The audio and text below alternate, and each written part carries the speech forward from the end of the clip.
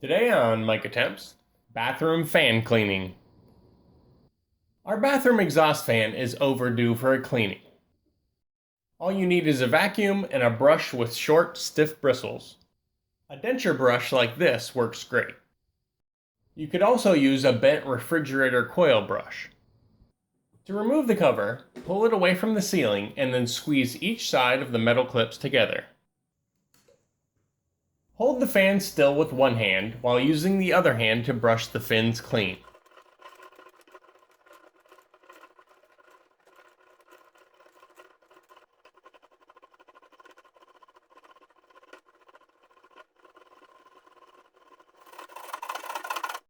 Use a vacuum to suck out the lint that fell inside. Then turn the fan on to blow out anything you missed. The grill is easy to clean with a vacuum brush attachment. Traditional style low volume fans don't usually accumulate much lint on the blades, just the grill cover.